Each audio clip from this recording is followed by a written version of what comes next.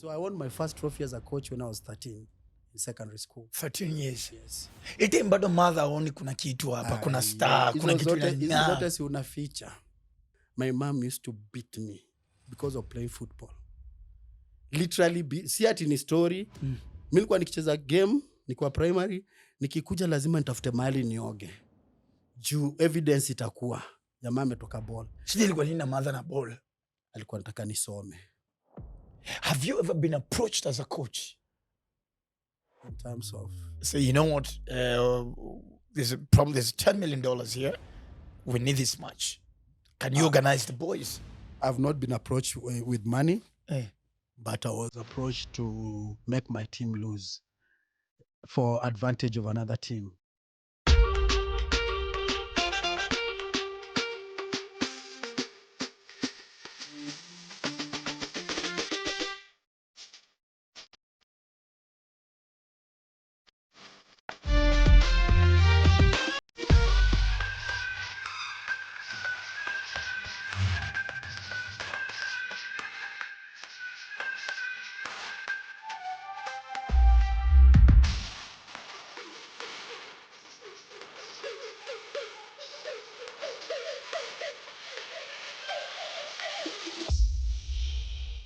The euphoria around town is crazy.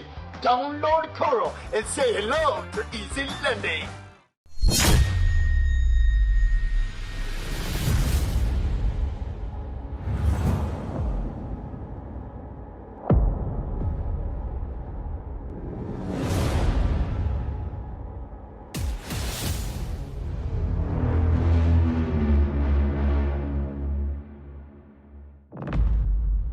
And here we're back again, ladies and gentlemen, of course, on your TV, tablet, whatever place you're watching this show from.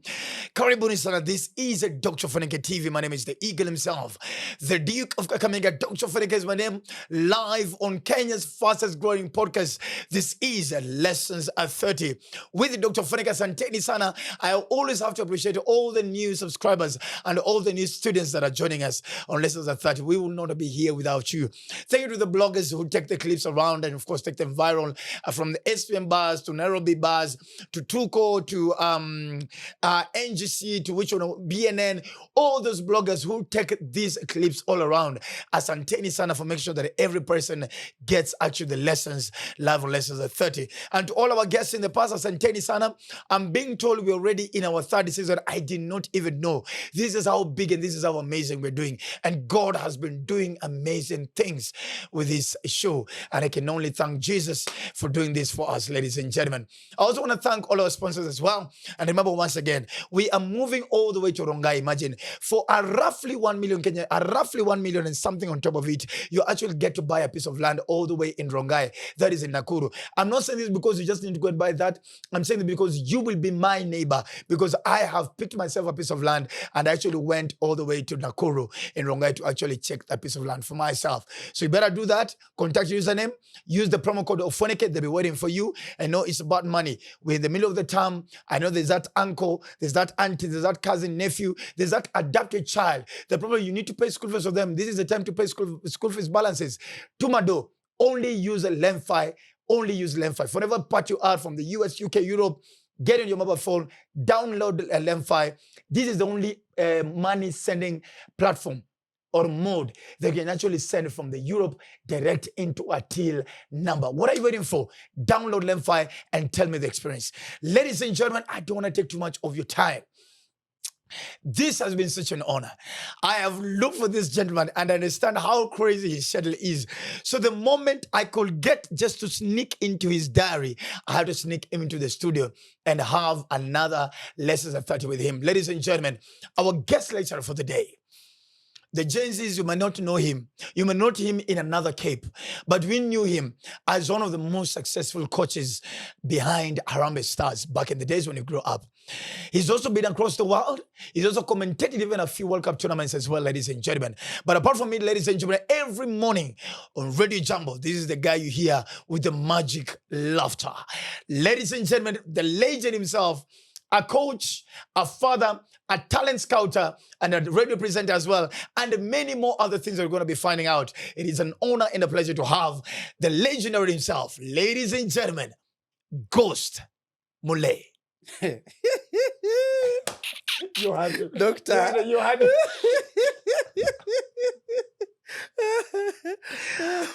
Do you Wow. ever get tired of laughing? Do you ever get tired? You know, Feneke, Yes, sir. God created human being for happiness. True. We make ourselves sad. My sadness lasts for 30 seconds. What? And that's it. Yeah. I don't want to carry sadness. You know, I have one policy. Yes, sir. You'll die more years than you've lived. Did you know that? You know, it's only the first second of the show. You Yes. cannot start dropping wisdom nuggets like that. You die more years. Than you lived. When did Vasco da Gama die? It's been a long time ago. So you'll stay in the grave forever. But now that you are living, God has given an opportunity. Why should you get mad? Yes, madness is there, but why should you like sleep with a heavy heart? For what? Enjoy life, be happy, even in trouble, be happy. That's the way I am. What? Yes. Do you ever get into arguments? Well, I do, but I don't take them personal. Okay, if you beat me to the argument, I say, but you have to give me facts. Okay, you just don't gonna win like that. You prove to me what you've said is true. Then you say, tumeelewana. I had a friend, Boniface. Boniface, he was my captain at Tusker. Bonnie. That guy, we used to argue. You know, technology now is good. We used to argue. We say, such a World Cup. Nalifunga bao. Tuna argue namwambia. Then we have to go to a VHS, put it on until we see the goal. And then I say, you are right or I was wrong. That's how Whichever I way. am. I want to prove what I say is true. What I don't know, I don't know. I say I don't know. But what I know and I can prove it, it's okay. Behind the scenes, before we started the show, when my team was setting up, you just told me you are turning 60 years. Wow. Okay. 60, you celebrate with your specs. Well, you have to remind yourself that you no longer see clearly. It's Dr. Feneke. My God, 60 beautiful years. Yes. Doctor, you know, you just thank God for every day you live, for every minute you live. Yes, sir. But 60 will be a milestone for me. And I'm thinking, you know, in life, me, I'm a different kind of guy. At 46, I was ready to die. Okay, I told God now, I think I'm happy. I've achieved what I wanted to achieve in the world. So if I die today, it's okay. Now, 46, 14 more years I'm given from then. So I'm saying like, while God, you didn't want me to die at 46, you have your time for me to die. So now at 60, I'm thinking, the other day, Ngugi wa Thiong'o, Leonard Mambo Mbotela was a very good friend of mine. He died at 83, Ngugi 87. So I'm anticipating the grace of God, 83 maybe is when I'll die. But why are you giving God time though? No, I'm not. I'm just saying maybe. Maybe. Maybe because God, at 46, I was like, I'm done. But Why now, 46? It's weird. I'm still stuck. Why 46 years? because at that time, I think I'd achieved what, when I was a kid, wanted to do. At 13, I wanted to coach Harambee Stars. At 13 years. All right? Wow. And then I'm like, I fulfilled that. Then the biggest thing was like, when I was appointed, I said, you know, Kenyans will forget me if I never qualify for African Cup of Nations. That was my thing that I wanted to do. And then I achieved that. And going to the African Cup of Nations, I had 3 targets. Because previously we've been there 4 times. Yes. We had scored 4 penalties. We had not scored in normal play. Then we had never won a match in AFCON. So I went there with 3 ambitions. First, to win a match, to score a goal, and then to qualify for second round. Out of 3, I achieved 2. We scored our first goal. Salute to Titus Mlama. Yes. We scored the goal. And then we won our first ever game against Burkina Faso. The 3rd game, we beat them 3-0. And the 3rd one was to qualify second round. We didn't. So 2 out of 3 was not a bad thing. That was Yes. So I almost said, a perfect score. That was it. 6 years ago, let's date back. Ghost Mule has been born.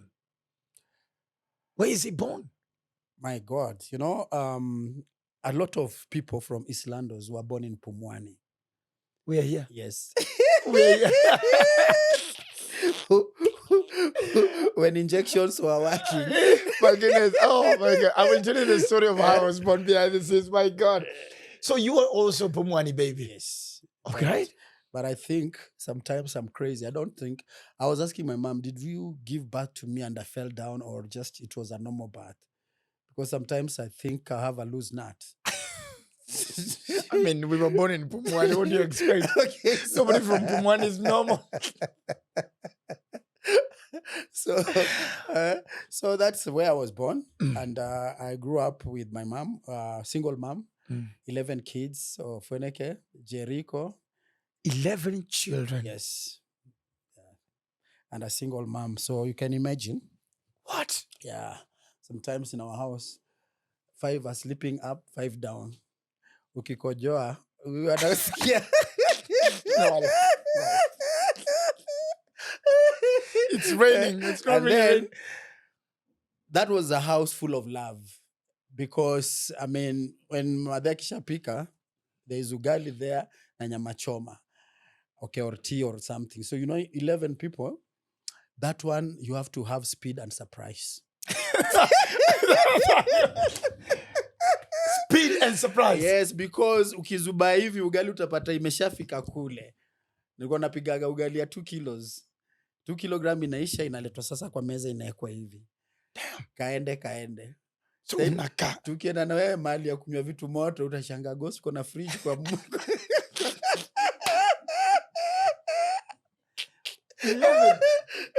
Sasa wewe ukizubaa utasosi na hakuna mtu anacheka na wewe. Yes. Hii ni job. Hii ni job. Sasa chapo ndo ilikuwa worse.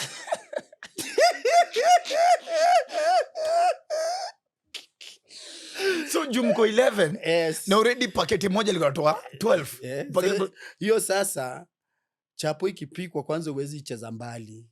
Unacheza karibu, manake ukiweza chelewa hapo ukapata mechi iliisha.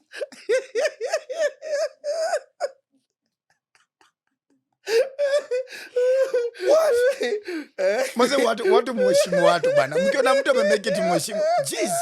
So hizi ni packets ngapi za chapo? Two. Sasa, Too comfortable. Madhe akishapika pale tunagawiwa sasa. Chapo kama 2 ama 3. Sana ni 2. Chris maybe ni 3. So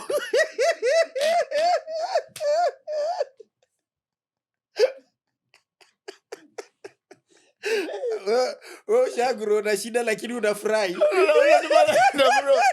Hii shida ni fun. Juu sasa kwa hizo chapo kuna my late bro, God rest his soul in peace, Michael, the one I had volunteered to give a kidney. We went with him to Yes, I India. remember this. So my bro was a bully. God rest his soul in peace, Mike. Siku ya chapo akona face, stone face. Jo kila mtu lazima mkatie nusu.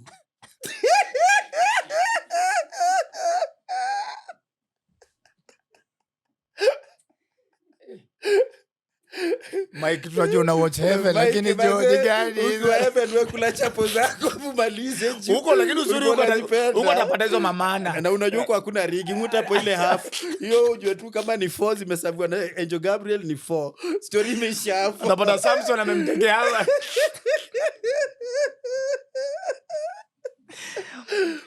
So ulikuwa kwa hii 11 wewe ni wangapi? Mimi ni 6 born. So literally katikati. Exactly. So siku ya chapo ilikuwa hivyo, usipotoa Mike, usipompatia Madha akienda mko na story. Mbona huku niweka hicho panusu? But kazoea. So I grew up there. Nilisomea Ofafa Jericho, St. Michael's kwanza primary. Unajua mimi hata sikula fair because ni mguu kasi St. Michael. Ayo Jerry ndio hapa. Ofafa Jericho ndio hapa. Na ili save do kwa madhangu juu ya fair. So nyote mlikuwa chuo moja? Hapana, mimi sasa hiyo ni mambo yangu. Brother yangu yeye alikuwa Jogoo Road, mimi niko St. Michael. So kumaliza yake akaenda Nairobi school na mimi nikakuja Jericho. Lakini alikuwa chopi. Mtu alikuwa Nairobi school at that time ilikuwa jokes. Alikuwa chopi. Yo, kuna story moja uniambia mathematics, kuna some moja ilishinda mpaka mwalimu Mngoso. So akakaa jamaa mtaa bado una confidence huko. Majishuku nini? Akashow mwalimu I think I have the answer. Akaenda pale akafanya x minus y plus nini. Akashow hivi Mngoso mpaka alizubaa. Excuse me. Sema we.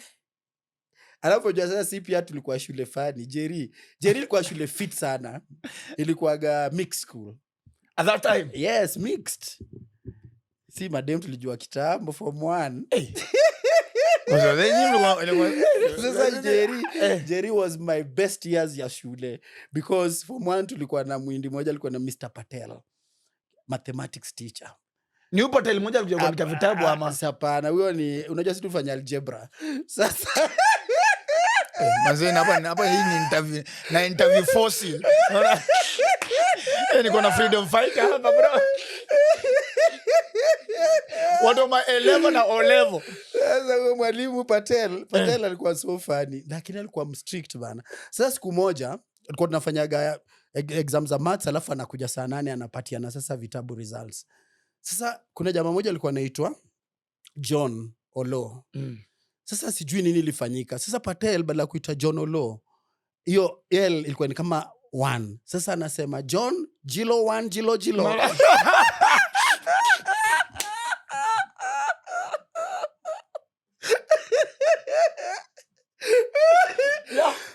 Jamaa atokei. Sasa kaitana. Sasa kila mtu akapoa kitabu yake ikabaki moja. Where is this foolish rascal? John Jilo Van Jilo. Where are you? Sasa John ndio akakuja ndio ana kitabu.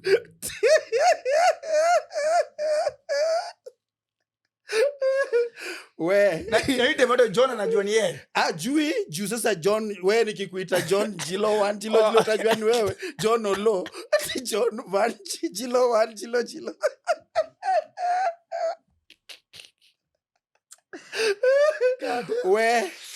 So hiyo ni school life yangu. Hiyo ni form 1. Form 2 tushaingia. Uko na demi time.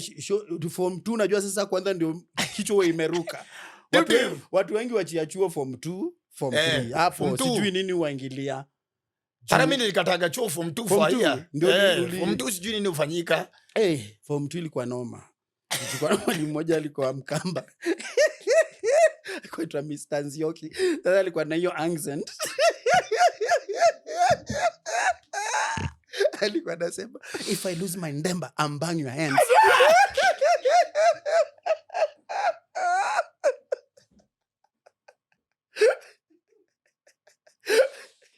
So nini mlikuwa nini? So nini yake ilikuwa? Sasa name yake tulikuwa sasa alikuwa tu Mr. Nzioka lakini tulikuwa na Mr. Ndemba. Of course. Ndio tunatokea sasa Mr. Ndemba.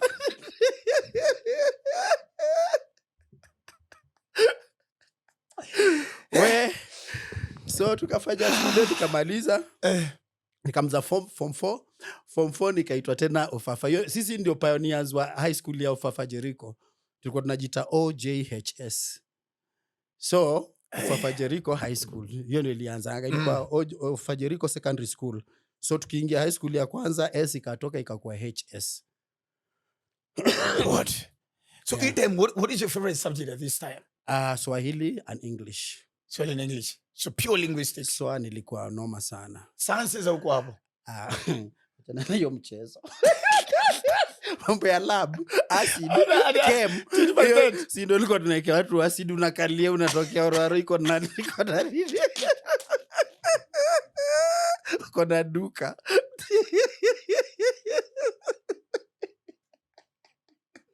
Aizo mambo za pi r squared sijui H2O. Achana na hizo story bana. Kwa hivyo wewe came bio nini wachana? Hapo tuko. Fizo toka hapa. Na hizo story. Na hii story kidogo geography kwa sababu nilikuwa nisha anticipate nda travel. So nilikuwa na imagine hizo nchi ndaenda zitakuaje. Nimbus clouds. So nilikuwa ball na nilikuwa crazy. Ofoneke nimepigwa. Unaona sijui hizo alama huwezi ona. My mom used to beat me because of playing football. Literally si ati ni story. Mimi nilikuwa nikicheza game nilikuwa primary, nikikuja lazima nitafute mahali nioge. Juu evidence itakuwa jamaa ametoka ball. Sisi ilikuwa nini na mother na ball? Alikuwa anataka nisome. Alikuwa anasema mobela ndo utoa bandu. Ball itakupeleka mahali. Eka na mobela we soma. Naambia madhe lakini the passion inside me haingeni stop. Hata nikipigwaje na madhangu ilikuwa disciplinarian 6 in the morning ujaenda chuo. Unasikia blanketi imefunuliwa hivi na alikuwa na chuma moja ya beta. Unaanza sasa kushield. Mami ndikaambela, mam sitarudia. Mami ndikaambela. nishapigwa hivyo. Nimeoga nimeenda chuo, jioni kuna game. Mi niko ndani.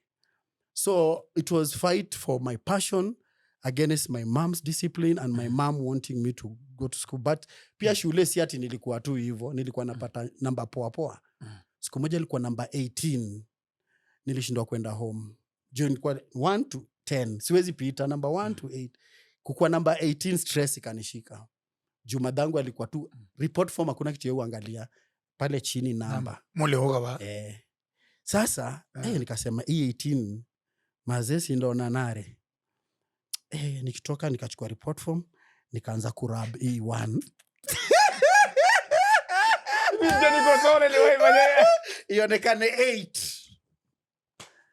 Madangu tu alile report form akaniambia tunaenda shule. Kwa nini report form iko na shimo? E8 nini ilikuwa mbele yake? Kutoka sikio niliacha kudanganya. Nini nilifanya kwa shule? Number 18. Juu nilikuwa nashangaa ndamfesaje. Muwa ni 1 to 8. 7, 5 hivyo. Lakini 18. Na unajua 18 ililetwa na nini? Nani? Girlfriend. Kwanza kuwa na girlfriend una lose concentration kwa class. Udema alikuwa nani? Alided. Wacha tu rest in peace. Ulikuwa in love ba? Hapana, sikuwa in love, ndio alikuwa ananipenda. Unajua nilikuwa star shule. Bora. Kwanza shule unajua nilikuwa naitwa Majo. Unajua Dr. Shikanda huyu chama wa FC sasa. Tulikuwa tunacheza na yeye. Striker. Sio umesoma wewe na yeye shule moja. Yeye yuko wing, mimi niko striker kama niko wing. Na nilikuwa na mbio. Speed yangu ilikuwa teke. Sisi ndo tumefungua Nyayo Stadium 1987. Tukicheza British Airways Cup. Tukicheza na Pumwani tukachukua hiyo kikombe. Lakini kikombe yangu ya kwanza nilishinda form 2 nikiwa striker, nikichezea Ofafa. Ilikuwa inaitwa Kadenge Cup. Siku hizi inaitwa Coca-Cola under 15. Tulikuwa Nairobi School. Sasa nikashinda kama player. Yusuf Chipo ambaye ni coach sasa wa Morangasil, he was my coach because he was in form 3. Sasa mimi kuingia form 3 nikakuwa coach wa hiyo team. So nikashinda hiyo trophy. So I won my first trophy as a coach when I was 13 in secondary school. 13 years. Yes. Ite bado mother aoni kuna kitu hapa, kuna star, kuna kitu hizo zote si unaficha. Lakini siku unawinika kuna kitu siku ya sports day mother akikamshule sasa. Siku ya sports day mimi nilikuwa nateke. Sema kwa mimi nilikuwa nakimbia. Nilikimbia. Kuna picha moja utafuta ndaangalia kwa archives zangu. Madangu akinipatia award. So unajua vile ile podium 1 2 3. Sasa nilikuwa hapa number 1. Nilikuwa nakimbilia shule house yetu ilikuwa Kifaru. Wanavaa blue, nikakuwa number 1. Nilikuwa natoka teke 400 meters, 800 marathon, nilikuwa mnoma. Hata ni represent Jerry kwa mbio provincial tukaenda Starehe. Sasa nilikuwa tina represent Eastern at 800 meters. Ofweneke niliona kivumbi. Unaona warm up? Watu wana warm. Unaona hawa si wa kutoka huko Eldoret. Wakina keep. Nakwambia ukweli, nani tulikimbia naye? Billy Conchela. That was the time. Jamaa wanafanya warm up, unashanga hawa watu ni swara ama ni nini? Nini na vile wanaenda hivi. Sasa ile tulienda pale Belly carrying hivi. Unajua 800 ni 2 laps. Tulipoenda hivyo kupiga ile kona ya kule, hivyo ndio niliishia na kwa crowd.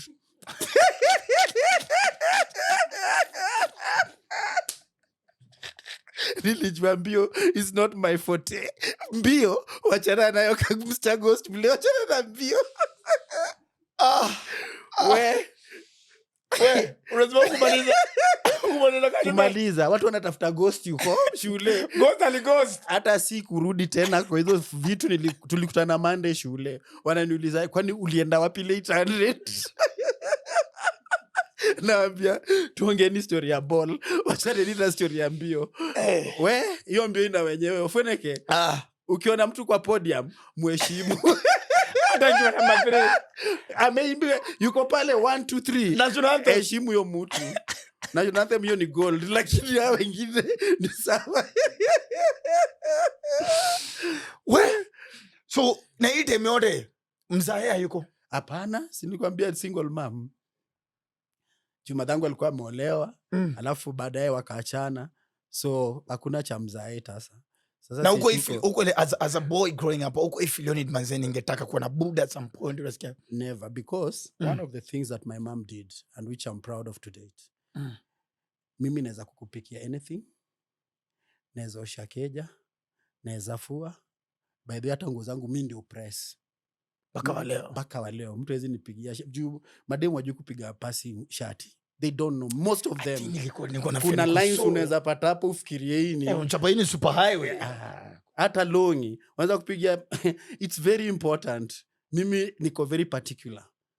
I thought I was alone, man. Vile utapiga shati yangu nakwambia tu si kwa ubaya, but let me just niacha tu nipige. Ati no, you're not. Anambia hapana. So hizo vitu mama aliniteach. Mpaka nilikuwa najua kushona nguo. Sasa hiyo nguo yako nilikuwa najua style mbili. Kuna moja inaitwa tucking na kuna nyingine sijui inaitwa nini nimesahau. Mimi najua backstage. Yeah. Kitu tu sijajua kupika ni chapo. Juu ulikuwa unang'ang'ania. Hiyo sasa mtapika krisi utajuaje? Kwa utapika mara moja 356 days utajuaje? Kama refresher course. Hakuna practice. Utajulia wapi wewe kupika chapo na upikwa mara moja? So ushawinka kwa kwanza at 13 years. So ni umeingia high school, you're part of the first class of Jericho High School. Hii jina Ghost imetokea high school ama hujatokea baadaye? Ghost imetokea Camp Toyoyo. Unajua Camp Toyoyo? Camp Toyoyo, that is now where the name Ghost ilitoka. How? Wajua tulikuwa na team Islanders. Football was a religion in Islands long time. Sasa hiyo team yetu Islanders na my mentor, the late Otifada, wacha nimrespect. The late Otifada alikuwa anaitwa Leo Omar Otifada. Alikuwa mechanic by profession. Yeye ndo ametukuza, ametuonyesha football. Football tunaona sahi ati vile juzi PSG alikuwa anacheza. Otifada alikuwa ashajua hiyo ball kitambo. Maana alikuwa anasema ball kilota hivyo cross as it is. Hakuna controller, anakuuliza kwa box una control ya nani. Ndio ishafika. Mara moja mtu haja react, lakini the minute una control ushapatia mtu advantage. So Otifada was my mentor and he mentored a lot of people. So yeye pale Jericho nilikuwa goalkeeper mtaa. Nikifika secondary mini striker. So Ghost ilikuwa kwa sababu hiyo kiwanja hakukuwa na nets kwa goli. Goli za net ni vitu tumeona tu juzi. So ball ikikam jamaa amepiga tata na nimesave. Ai ref pia anashanga hii ball imeingia ama imetoka. Sasa anakuja kwa fans nyuma imeingia hapana Ghost. Huyu jamani Ghost ameitoa. Yaani VAR ilikuwa kwa fans. Ilikuwa fans. Wale wako nyuma ya goli ndio atasema ni bao masiba. Sasa ikaendelea hivyo. Basi kwa kwanza kuitwa Ghost. Coincidentally team ya Zambia ikakuja kucheza hapa Kenya national team. Goalkeeper wao alikuwa anaitwa Ghost Mulenga. The late Ghost Mulenga. Unakumbuka ile team ya Zambia ili perish Gabon. Ndege yao ili perish ndio Kalusha alibaki. He was so lucky that ndege ilianguka pale Gabon. So Ghost Mulenga hapo nishakuwa hapo Gabon malio ndege ilianguka. So baada hapo si mimi nikamaliza chuo, sasa nimekosa eko nikamaliza. Kumaliza ikakuwa sasa story ya kusaka job. But in time of course apart from just in case if utaisende through kuna dream uko nayo maybe mimi hii time yote au zile ma dreams zetu za ghetto za atakuwa lawyer pilot. Mimi wacha nikwambie dream yangu. Mimi nilikuwa na ball yangu, my mom alibuy the first boots. Na nilikuwa na ball yangu ya karatasi. So baadaye alikuja akakubali. Hajawahi kukubali lakini alinibuy boots juu alianza kusikia huyu kijana watu wanamtaja. Akaniambia tu acha anibuy boots. Sasa unajua mimi nilikuwa nakaa na ball yangu nayo napepeta nafanya nini, lakini sasa hapo mtaaju ni malipa ku relax. Unajua watu chill, watu wanasema ngo unakaa juu ya mawe. Mimi nilikuwa nalala kwa nyasi naangalia ndege na wasema hii ball hii ndege. Ya ambition yangu kwanza ilikuwa ni kupanda ndege.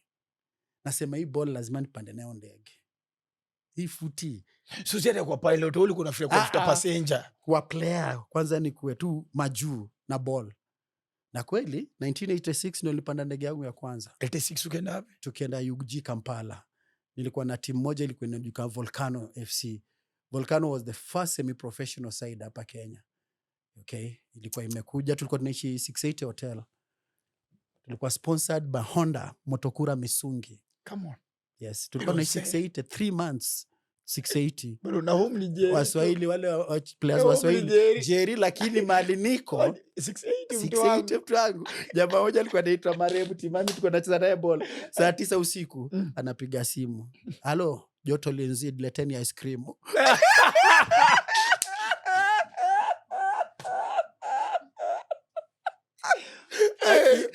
Ndiye maskini akipata. Wallahi. We. Anaambia sisi ni professional bana. Saa 9 usiku au sikia joto itisha ice cream. Shida iwapi? Alafu assign. Tulianza kusign kitambo. Bana watalipa. Una sign room 106 na sign. Sasa hizo nani boss wetu unajua nani? Anaitwa Jerry Saura marehemu. Yeye alikuwa ni one of the shareholders wa 680 na mpaka alikuwa national coach at one time. So that was our boss. Yeye alisplit, alikuwa coach wa FC kitambo, akasplit akaform team yake Volcano. So hapo ndio sisi tulienda.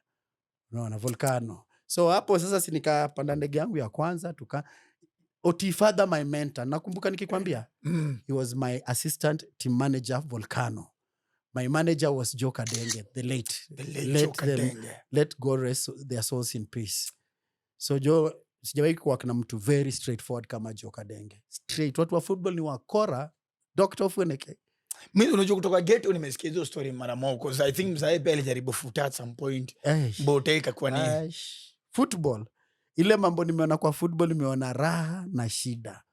Raha na shida. But shida zimekuwa si ati ndio mob zaidi. Raha mimi naweza sema ni mob kushinda problem, lakini zile shida ziko zina overtake raha. To get your point, because now a lot of questions Kenyans utakuuliza now that niko na chance on their behalf is Ghost amekuwa in the core of Kenyan football. We also want to understand what the problem is, but before we get there, so your first loss ever as a football player ilikuwa ni gani, and how did it make you feel? First loss. Wow. Ile terrible kwa zote. Wow. I have 2 losses that are very memorable. One thing with you, with me, nilikuambia muja 30 seconds. So ukishafungwa, that's it. It's part of game. There's nothing you can do. You know, later in life, I got that philosophy. 1997, when Nigeria was playing Harambee Stars in Nairobi, remember, under the late Fabish, who I was his assistant. It's been on also, my mind the whole time, yes. God rest his soul in peace. Yes, watu walinifundisha football. Sasa mimi nilikuwa team guide wa Nigeria. I was a team guide. But kitu fani, when I went to their camp, ilikuwa hapo Brewery Suraka.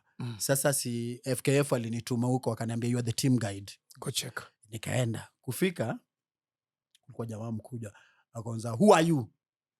Kamwambia, I'm your team guide. What are you talking about team guide? Where is your letter? Where is your letter to show you are team guide? Can you get away from here? Where? Mbona mfukuza kienyeji na niko kwetu Ruaraka juu hapo ndio nilikuwaga kochare. Sasa unafukuzwa kwa base yako. Tena ndo nafukuza landlord. You have no choice. Nikarudi Federation, nikamwambia vile nimeambiwa, wakachora barua. Kesho yake nikaenda. You have come again? Ikaniambia, oh, my brother, welcome. You should have said. You are one of us. You fool. What's your name? Say Ghost. Oh, you are a Ghost, oh? Okay. We know Ghost. No problem. We have Ghost at all. Doc, nimeona mambo kwa football. Who player alikuwa nani? Ulikuwa unamjua? Nani? Who was the most famous? Because this was at the same time. JJ Okocha was there. Yes. Amunike was there. Amokachi was there. Sunday. The goalkeeper was Sunday was there. The goalkeeper was Joseph Dosu. Na sasa ile Okocha alikuja, tulienda siku moja tuko off. Akaniambia, Ghost, where can I buy some suit, some clothes? Nikampeleka ta Little Red. Come on. Kaangalia hapo, akasema, how much is this? Akachukua, how much is this? I need 2 suits. One after the game, the one and the other one for traveling. Akaran kadi, naona nika uchawi. Akachukua. Wewe ni boy getu unasema suti ya nini? Nasema, maze Little Red sasa ndio nimeingia naona suti sijui ni so moja na upuzi. Buda. Wewe hiyo ni kama Mike that time. Jamaa akasign tukaenda zetu hotelini. So already professional mentality kaanza kunipata, nikaanza kujua okay, naona vile wana behave jamaa kitoka mazoezi, walikuwa naishi hotel, wame relax, the players are so good, so calm, wakishakula nakula chakula kidogo, si ati vile si upakia. Unajua sisi kama footballer tulikuwa tunakuja yaani unakula nika unafikiria vile unacheza.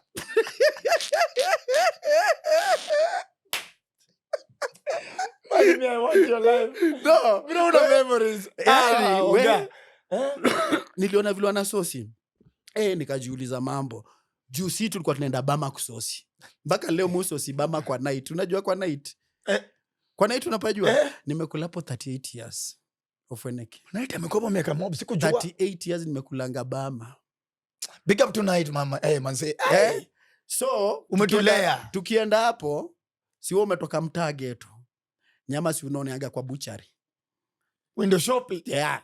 So, unless mwende buche huko nyuma mkule kichwa na motura, ni nyama mnaicheki ni kama story ingine ufana. So, ukienda Bama, tukienda kwa night, hii ni true story. Tulikuwa sezo tunacheza timu inaitwa Ikbal. Kwenda kwa night kwanza ni kurelax. Naambia matumbo bila kitu. Start. Matumbo ishaka bila anything. Hiyo ni starter. Alafu unacheki unasema kuku na sembe. Inakamu. Kimaliza unasema kuna fish. Unakula fish. Alafu kumalizia ni choma. Tumbo moja buda. Hiyo ni saa 5, game ni saa 9. Lakini kwa akili yetu si tunajua hii ndio msosita tupatia power stamina ya game. Na tulikuwa tunaenda tunafungwa 7, 8. Timu yetu ilikuwa noma. Tumekuaga na the late Bernard Otieno, tulikuwa na Kefa Tasso sasa yuko America, tulikuwa na John Shoto Lukoe, tulikuwa na timu moja hatari sana. So unafunga watu 8, 9. Mane kama tumbo kanafanya ile sasa kitu. Siku ile nikikuja nikiangalia Nigerian vile wanakula na vile si umanga. Nikaanza kuuliza maswali. Ndio sasa ndio tukakuja story ya nutrition. Sasa modern science ya msosi. Kwa hivyo tumetoka mbali kufikiria hao Nigeria. Sasa ni kwa nini kuja Nigeria? Joseph Dosu alikuwa goalkeeper. Sikio tulicheza 1-1. Nakumbuka Simiyu ndio alikualize ya Kenya kona. Na hiyo game kama team guide, najua hakuna mtu ashasikia hii story. Wewe ndio unaisikia mara ya kwanza. Hakuna mtu ashasikia hiyo story. Fabish sasa unajua mimi nilikuwa Mkenya. Tunabonganga na Fabish na muibia namwambia jamaa wako hivi wamekasirika na kiwanja. Na uuliza Okocha, what do you think about the game?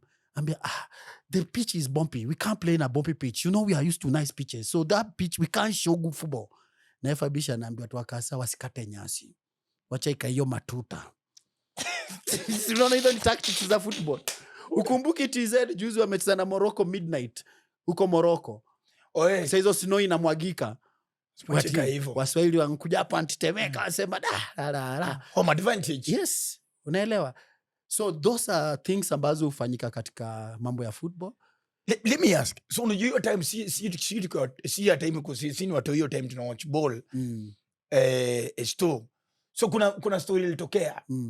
At the reason why hiyo match ilikuwa tough ni kwa sababu coach alikuwa nani Onyiro coach wa nani goli alikuwa nani Onyiso. Yes. So naambia tu Onyiso ati story ilikuwa wanajua ile kajuju. So ilikuwa wanajua wakipiga ball Onyiso ananima. So Onyiso so nyi wakati nyi mko ndani ya pitch shoot kwa na tukiwa home si tunaambia hiyo ndo sasa the following day hiyo ndo mithilizunguka ghetto huko. Yes. Ati Onyiso alikuwa akiona ball anaona ni mawe na kama. Yes. So Onyiso anaanza kutoka mbio. Yeye anapara. Angona story ya juju ni nini? Wacha nikwambie. Kama kuna watu nimeona believers ni Nigerians. They kuna two extreme. Hiyo ya juju muona kwa TV lakini nimedeal na Nigerians, faith yao ni impossible. Hata hiyo team siku ile tulikuwa tunatoka sasa tunaenda game, ukiangalia build up ya game vile tunakuja study. Kuna wimbo mpaka siwezi sahau mpaka unajua Nigeria wana choir, national team wana choir yao. Kuna hiyo wimbo alikuwa anaimba kwa basi sasa tukienda Kasarani. There is a miracle working Working God. God. There is a miracle working God. He's the Alpha and Omega. Bas. There is a miracle working God. Basi sasa imewaka moto. Cha. Wamecharge. Holy Spirit imeingia. Yes. Nyingine imetoka ghetto kuweka matumbo. We. So mi nimekuwa hapo nikasema kwa nini Joseph Dosu nimekuambia habari yake. Alikuwa goalkeeper siku hiyo ikaisha 1-1. Sasa siku moja nimekaa na Joseph Dosu baada ya game namuuliza Joseph Dosu, I thought you are a tall keeper and Simiyu is a short guy, then he jumped you and scored. I thought it was a stupid goal. Akaniambia on that day at that time that I was scored around 457, it was written before I was born in Kasarani I'll be scored a stupid goal. Cha. Yes. So he was already in the prophetic. Joseph Dosu. Nikakumbuka hii maisha before you were born Saja alikuwa anajota kwa studio leo. Wewe siku ulikuwa unatafuta, that was not God's time. I believe so. So leo ndio God's time. So kwa maisha usikuwe na pressure kuharakisha mambo, lazima muambie mtu lazima ni kifo. Hizi zingine ni wewe una decide. Tulia. Lazima ati ni mazi unajua lazima nini bwana? Wewe una lazima gani? Unajuaje utafika mahali uenda? Ati kesho lazima, nakwambia inshallah Mungu akipenda. Wewe unasema kesho lazima Wewe ni vessel, wewe exist. Yes. So mi wanga nimechukulia life easy. Kuna vitu vingine mimi mfanya tu mpaka mtu anashtuka. Sasa anashindwa huyu ghost naye. Che. How was it na ina unaweza on behalf of millennials Gen Z hawataijua Fabish ni nani? Si ndio tulikuwa tunajua Fabish. How was it working with him? Wow. Maximum respect. God rest his soul in peace again.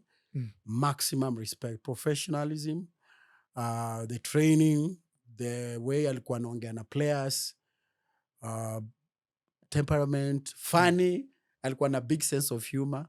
We were so close that time, but we split at one time when he was fired. There was some beef, but working with him was a lot of my football success. I owe it first to Fabish because I worked with, first is the late Sianga.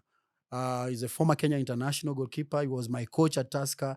He's the one who gave my first coaching certificate. Now when I was starting to get into coaching. Unajua by the way nili offer for retirement nikifanya job Kenya Breweries to go out to football. Unafanya kazi KBL? EABL. The now EABL. Nilikuwa shares department. Because I used to play for Tusker. Tusker tulikuwa wote tunaandikwa. Siku ilikuwa KBFC, Kenya Breweries Football Club.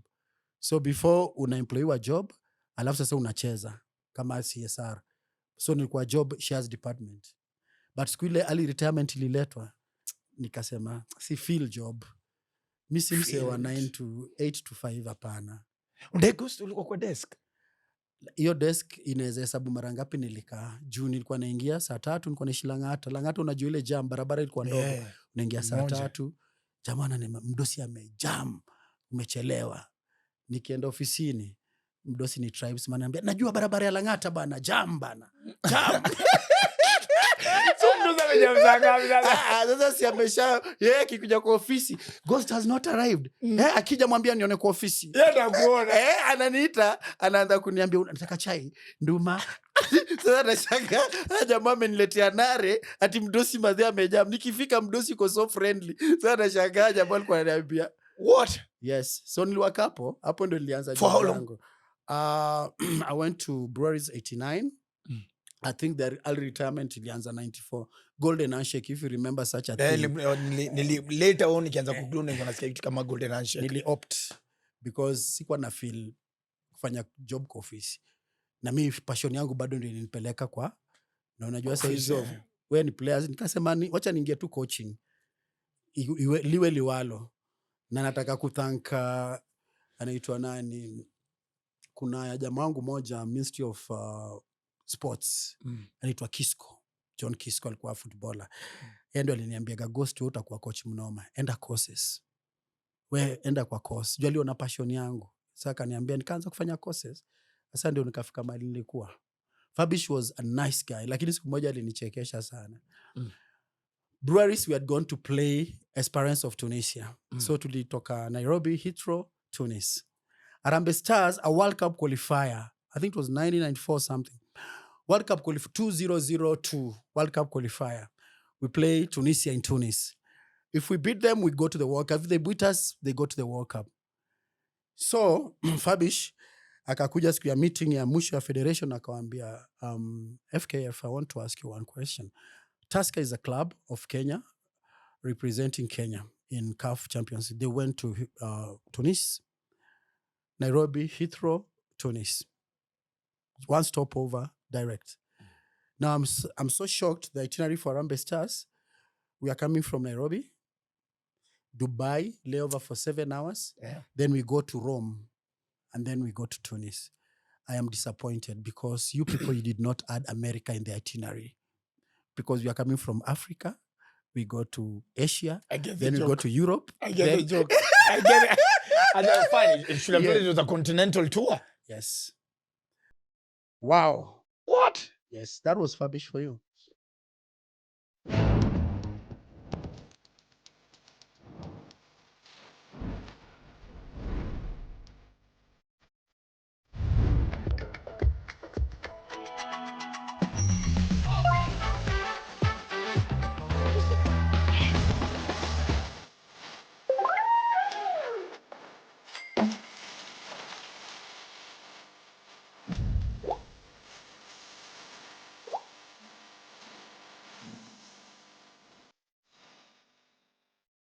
Oh, Koro, my goodness. When I say Koro, you also answer Koro. Now, this is it. You should never have to worry if you ever find yourself in an emergency. Yet you need money. Ati gas imeisha, ati kodunda do imeisha, ati ni school fees pesa itoshi. Sijui kwenda kwenye shopping do itoshi, unaweza kuibika ndani ya line kwa supermarket.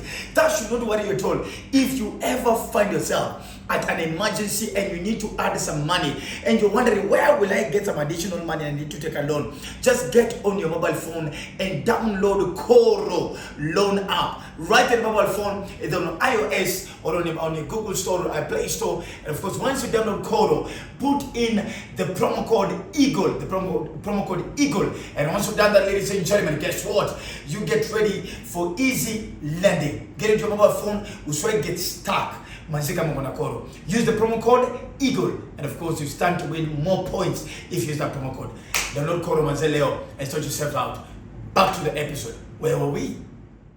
What? And talking about simplicity. Oh my God, this is probably one of the best episodes I've ever hosted.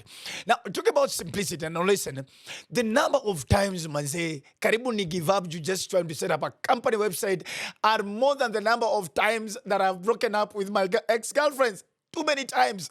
Now, it's frustrating. It's tiring and even expensive. Nata unakuwa scammed, and which is a bad one, because me have been scammed, I think, around thrice or twice, simply because somebody was supposed to do a website for me and I wanted something really good, and they saw how desperate I was. Now, I won't be selfish. You, Dr. Fennick, and you plug your cool stuff in town as I want you to meet Odoo. Now listen to me. A software suite package with tools to manage every part of your business, including website creation. The website builder app is truly a game changer. Mwah! It is so simple and user-friendly that we touch some guy playing you around as if you and your bazoo, and you can be a bazoo at your own comfort. Listen, I am no software expert myself. I can't even design a basic page, but building a website with Odoo was actually really fun for me. All you do is drag and drop and block to add any of your content. Customize each block by inserting your own text, images, or even videos. For those who love fine-tuning details, you can also add an animation, adjust colors, and select from Google Fonts and personalize your typography. And if you actually get stuck and you need some inspiration, you can actually get into an inbuilt ChatGPT integration that can help you generate or refine your website copy. Guys, I don't know what else you want. The coolest part, Niati, your first app on Odoo is free for life, including hosting and support. You also get a free custom domain name for the first 1 year. Means you can just click on your description hapo chini, do download. It's never been this easy to elevate your business or personal brand brand online. Anza leo manze ku make things happen easy. Now all do simply by just click the link on the description and claim your free website. Wacha ku waste time. Ni hapo chini. Wacha turudi nisikie Ghost aliambia nini hapa. Was this the closest Kenya has ever gotten to the World Cup? Twice we've been close. Eh. That game, and then the game we played Nigeria in Nairobi, where I remember we were on the bench. Like Twahiri Mudin was in charge of the team. They brought Sianga, the late Harry, the coach, Ghost. We were like 4 coaches. We were beaten 3-2. Every time a Nigeria scores, we score, or anytime we score, Nigeria scores. The game ended 3-2. But 10 years later, guess what? Some of our Kenyan players walikuwa mekula pesa. So na madumu kula fare. Hao walikula pesa. Now, as I know 2 of the players, they were banned for, I think, for life for 10 years. It was so bad. They did, FIFA does a thorough investigation. So by the time it's coming out, like they have facts after facts. FIFA doesn't ropokwa, no. Have you ever been approached as a coach? In terms of? So you know what? There's a problem. There's $10 million here. We need this much. Can you organize the boys? I've not been approached with money, Eh. but I was approached to make my team lose for advantage of another team. And I was like, how? How do I tell my players to lose a game? Okay. It was a very difficult decision for me. He told me, you are the coach, you know what to do. Okay. But I had a strong team. How much are they offering? It's not money. It was a technical thing that if we win, we are going to be in a certain position, and then we are going to meet another team which we are not supposed to meet because we are from the same place. But I said, guys, you know what? If we meet, one of our team is number 1. That means we're in the semi-final, and the other team is in the other side. It's okay. One of us can be in the final. But if what you are trying to tell me not to meet that team, it doesn't make sense to me. So, what more can I do? I made a lineup, okay, just to make players rest because I'd qualified. So I made my lineup and I did not tell players anything. I put my goalkeeper as a striker, okay, and he scored in that game. We won the game 2-0. And I tell you, doctor, that result brought a lot of trouble to me. Okay, but I'm a professional, so I can't. There's no way because You can't stop that thing. I have never in my football career. I have never taken any money. I've never been approached. Okay, approaches are there, but I'm like, this bullshit. I saw that football is my life. I'll give it the best. I'll never take money because that will kill me. I have sworn an conscience, allegiance So and loyalty. any game that we played, it was like, okay, remember I have a club, Liberty Academy. Okay, the last game, I took the late Leonard Mambo Mbotela to our last game, and I was seated down, and somebody came and told me that team wants us to give us money to give them the game. I asked him, are you mad? Are you crazy or something? Excuse me. Do you know how much money has been poured into this team? How much I've used? They want to give us how much for one game? Really? I told him, I think out of our mind. So such things do happen, but I've never been involved in that. You asked about juju. Yes. In football. Okay. Even in the lowest of levels of football, even the village level, I believe juju is a belief. It's a myth. And if you believe in it, it works for you. But one day it stops working. Because I've been in many incidences as a player. I won't name the team, but I was a player. And at night, they brought a so-called juju man. We were walking up. We made a line of the players who were playing. The guy had 2 black chicken, and he came and said a lot of things. Then we had to slaughter the chicken. He says we cook it raw. We don't put water in it, fry, whatever. Then he was saying, Ofeneke, you are going to score 2 goals tomorrow. Ghost 2 goals. And he said we are going to beat those guys 6. I remember it was Woodley Green Stadium, Kibra. We went to that game. That is the most difficult game I've ever witnessed as playing. Where tunapigwa chuma timu. Unashanga ule mganga yuko wapi bana? Game inaendelea, sisi ndo tunakoswa.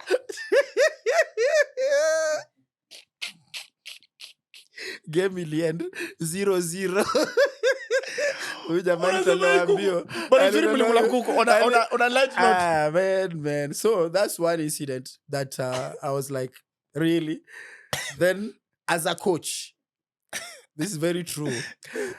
One time, it happened 2 times, I think. No, it happened 3 times. Something that was said and was like, really? Number one, it was in Congo, DRC. We played Motema Pembe. When Tusker 1994, we qualified for the CAF Confederation Finals. And we went to play in Kinshasa. We drew 2-2. That was a final, 2-legged. So Nairobi, we were supposed to have a 0-0 draw. We take the trophy. Or any draw 1-1, still we're okay. But we had a good team, confident. But on our way to Nairobi from Kinshasa, the airport, one old man called me. He asked me which team is this. He was speaking French. He said, hey, kelele keep. This is Tusker FC, Kenya Brothers.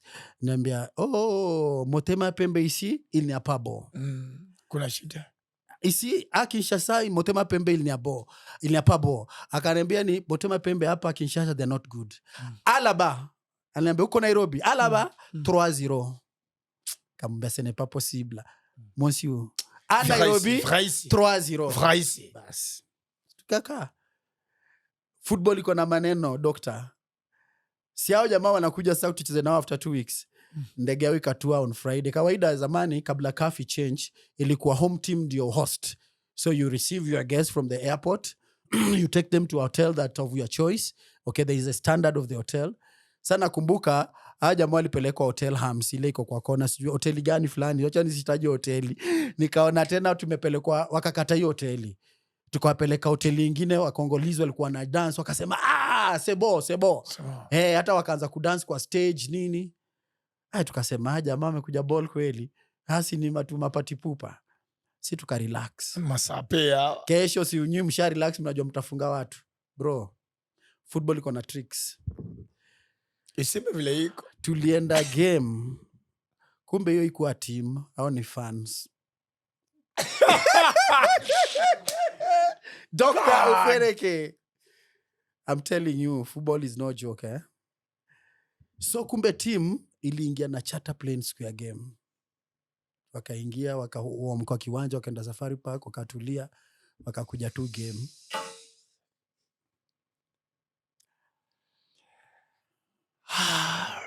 Remember, for your businesses, you have to download Odoo. Odoo is going to sort you out. What? Daring Club Motema Pembe. DCMP.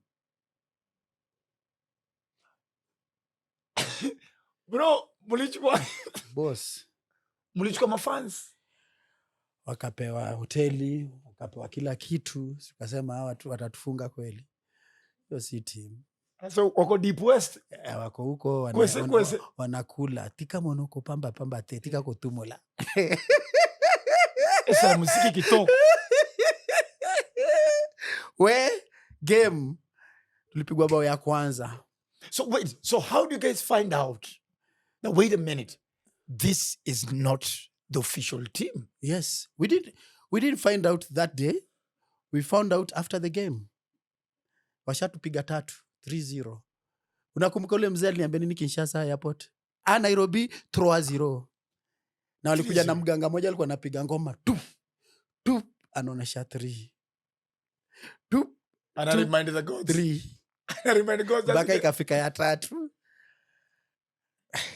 Boss, nakumbuka mfungaji wa kwanza alikuwa anaitwa Matudidi Bamba. Piga kichwa. 3. That was the longest night. Na tulikuwa tumengojea tukekia celebration, tutaenda nini wapi tufanye mapati nini. Don't joke. Mshabook Omega. My friend. Football, eh? Ndio nasikianga kwa bono na kwambia it's not over until it's over. Tulipigwa 3-0. Kikombe ichukuliwa hapa Nyayo Stadium, wakapewa. ikachukuliwa tena na CAF kwa sababu DRC Congo walikuwa wamebaniwa saa hizo na CAF, so they wouldn't go with the trophy, they were given just alafu Formalities. yeah, so hivyo ndo tulilose kikombe final. That's one final I can never forget.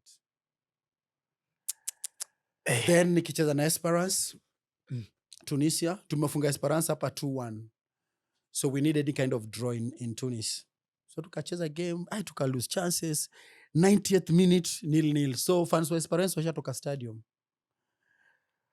91 minute 0-0, 92nd minute 0-0, the last minute unaona hiyo second hand inakimbia hivi, quarter 2 game over, walipata kona tak, game over, fans walirudi stadium, tukakuwa eliminated.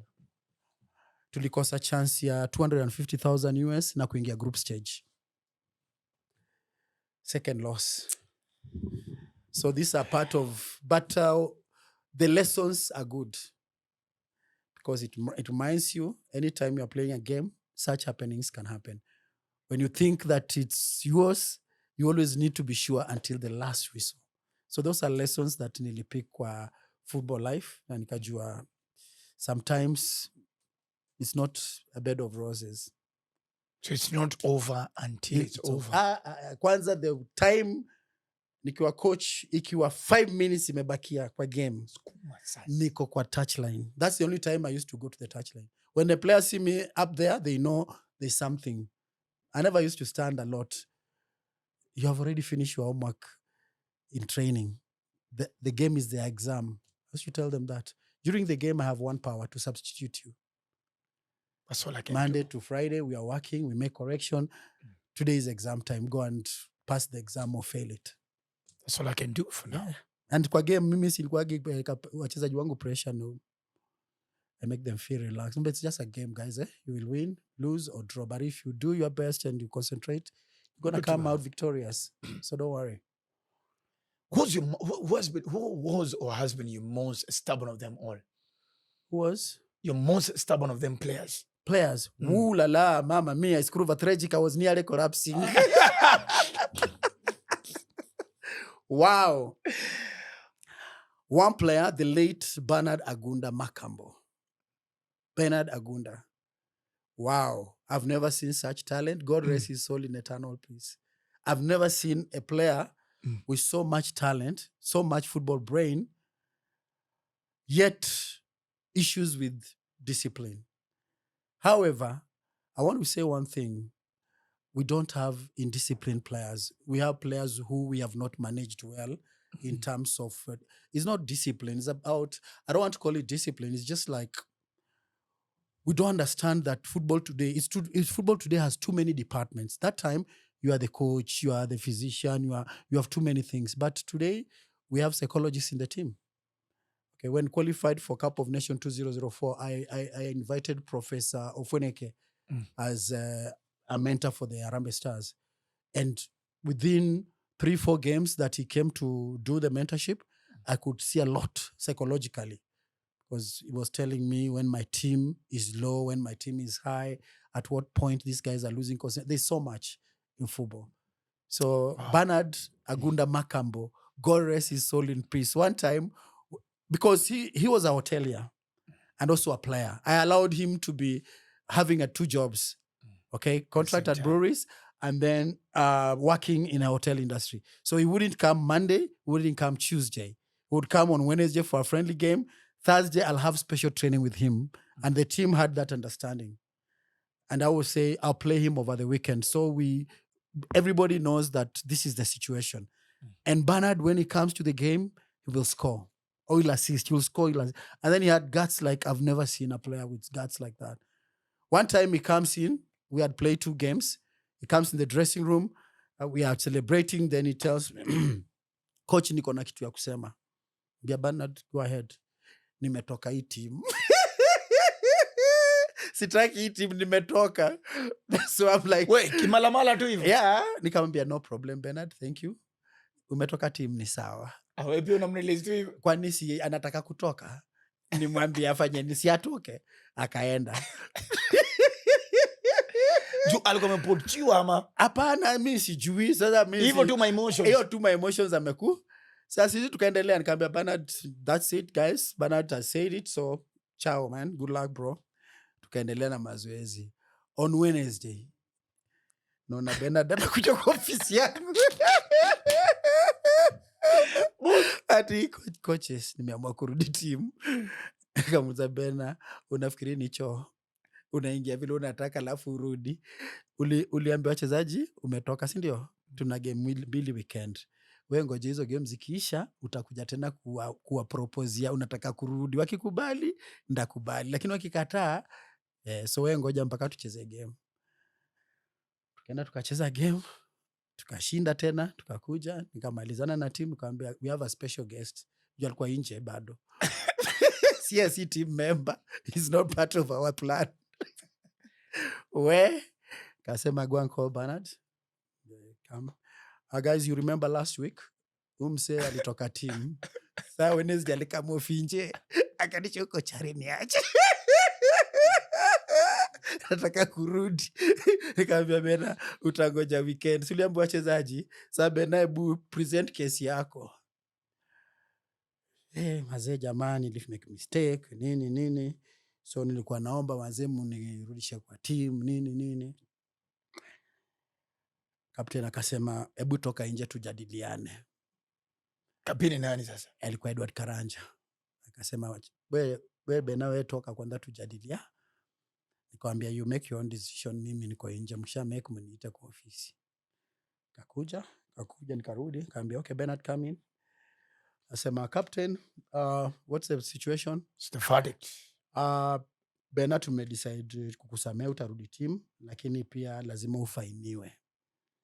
So coach, faini yake wewe ndio utapanga. Unajua mi timu yote nimecoach niko na fines. Ukikuja late kuna fine fulani 1,000. Ukifanya kitu fulani umevaa soksi ya kala 1,000. Na hiyo pesa yote si ati ni mimi naweka, ni captain anaandika records. Then hii pesa tutafanyia nini? One day tuko na off day. Naambia players tunaenda Kwa night. hapana, no, Bantu Lodge. We are going far, tunaenda ku ride horse nini, na ile pesa yenu ya fine. Unatoka out. It's a way of team building. Tunaenda tunapiga vitu zetu nini, nasema hii weekend ni Madaraka Day, hatuna game ni after FIFA week, so let's go to Bantu Lodge wangapi wanajua kuendesha farasi hapa, swimming nini, so it's a relaxation time, ni team building. Hiyo pesa yote imetumika hapo. Tukirudi tuko fresh, ready to face the week. So Bernard, God rest his soul in peace. He was a special player. Special. I've never seen such. And power. Cleverness in front of goal. Ilikuwa naye Tusker na pia Harambee Stars. Kule tukishinda Castle Cup Tanzania huko. Dennis Oliech. Wow. Deno. Dennis the Menace. Let me salute him. Wow. Bro, you're a legend. You always have to remember that we celebrate you, man. Where you're watching from. Dennis the Menace. Maximum respect. I've coached players. I've had strikers, but that's wow, Deno. You know the story of Deno first when I was assistant of Fabish. When he was called in the national team mara ya kwanza. Hii story by the way, umeneke hata hujawahi kuisikia. Deno alikuja katoka camp 2 days. I don't know what happened to him. So kurudi, Fabish akaniambia, I've dropped the boy. 2 days, he disappeared from camp. It's not there. It's in discipline. Akaniambia, no coach. I'm from ghetto. We are from ghetto. You don't know. We are not English players or European. This is Africa. Our mentality is different. Please, I think he's a good player. I need to talk to him. You need to talk and find out what happened. I can't be a ghost, but I can't hear what he says. You know, they know the stammerer. So I can remember, you go and talk to him and tell me. So nikaenda nikamwambia, Deno, ni vipi, ulikuwa wapi? Coaches, unajua venye niliitwa Harambee. Familia yangu ilihama wakaenda kuishi sijui Jamhuri, na wana expect mimi ndio ndalipa hiyo rent. Nikawakacha. For 2 days he didn't come. So I went to talk to Fabish. Kamwambia, Kaambia, okay, let the boy come to camp. All right, he came back. That week we were going to Tanzania. So we went to Tanzania. We were playing a friendly in Tanzania. 10 o'clock, we have a team meeting. Fabish looks, Dennis is not there. Akaniangalia, where's your boy? Where? Deno akakuja, meeting inaendelea, akakuja. Bia Deno ulikuwa wapi? Niambia, unajua boots zile na tutumia jioni zilikuwa zimeraruka. Sasa nilikuwa naenda kushonesha kwa fundi. Sasa alikuwa amepeleka kiatu kwa fundi. Nikaambia Fabish, akaniambia, what? Do you mean Harambee Stars don't have playing boots? Akaniambia, no, they came on their own. Kutoka siku ya kaoda, mchezaji akiambia Harambee Stars lazima nunue kiatu. Hiyo kiatu Deno alienda kushona, alifunga bao 2, tulifunga TZ 5-1 friendly. Deno is a striker I've never seen, I've never coached. He's a predator. However, we had always a plan with Dennis. Because when we play Kasarani, we knew we had around, because Kasarani is maximum standard. So we knew we had an extra 20 meters every time we play. If you see Harambee Stars under my regime, we used to play, there's something we call deep. We don't attack you per se.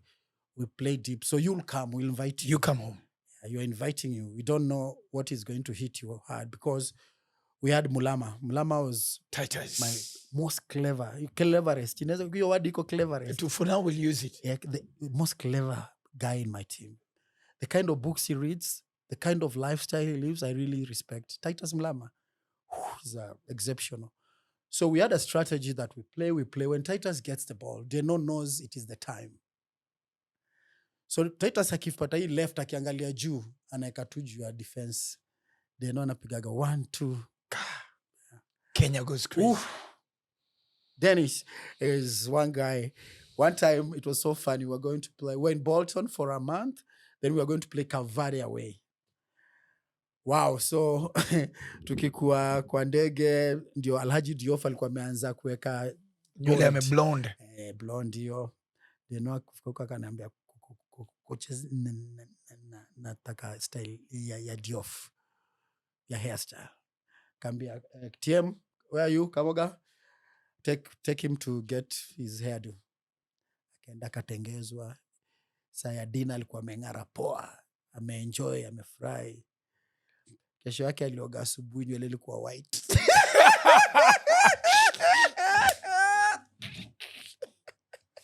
Ulikuwa unajua ama?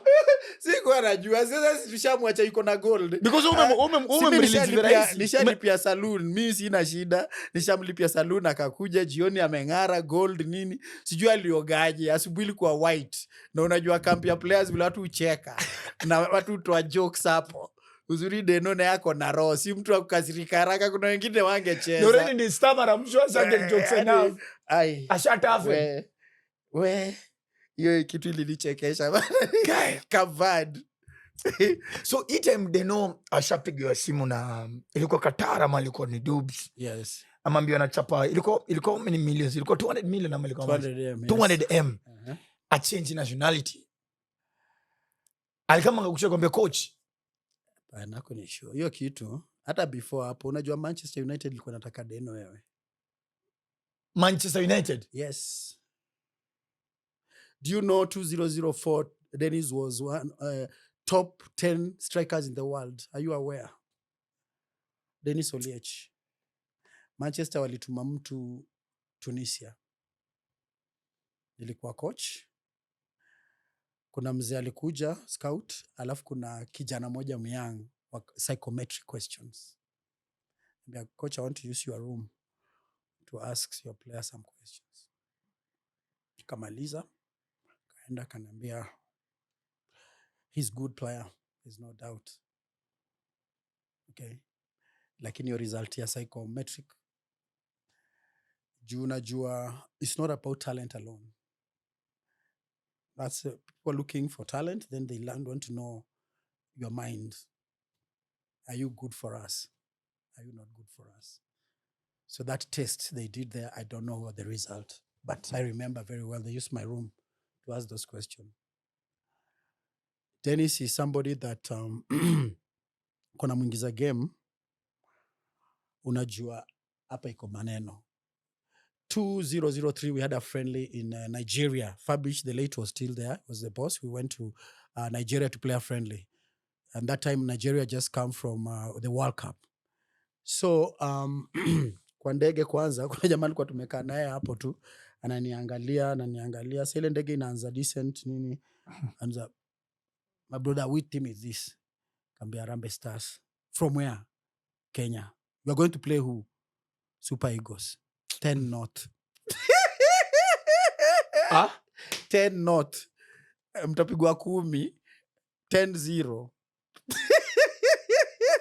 Unasikia? This was the second time. Yes, What was Congo? Sasa hii tukashtua kwa ndege. Sasa hizo mna check in.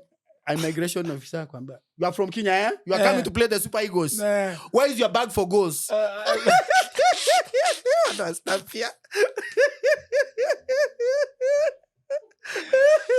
You go collect them. You go collect them. I'm seeing your bags coming in. Where is your bag for goals? How are you going to carry the goals? Sha. Harambee what? Oh, yeah, pass here. Where? Nigeria. Nigeria.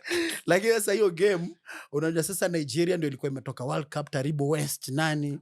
Sasa, before game, they know, ananiuliza, Taribo West atacheza. Namwambia, kwa nini? Nataka kumtake on. Yani, they know akona mori, anataka huyo Taribo West akuje. How many players do you see with that quality? With those guts? There's always going to be one Dennis Oliech. I think 17 or 18 that time. Was a young kid, man. But the guts, wow. He wants to play. Dennis wants to play all the time. Na mimi kwa namweka bench. Because, you know, one of the things that I did with Harambee Stars that time, I never started with my top strikers. They usually came in the second half. Okay, I was different.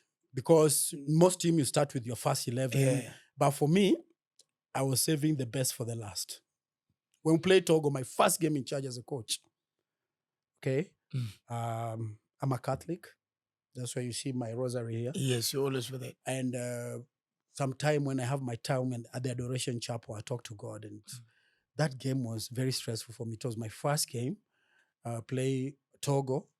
And Togo with Adebayo. All the players were coming from France. And so international experience and everything. And it's my first game in charge. Fabish had been fired. Kenyans, they don't know his ghost. What, you know? So that game, Ofeneke, let me tell you, Doc, I have never prepared for a game like that one. I watched the VHS, Cameroon versus Togo, 28 times. Weakness.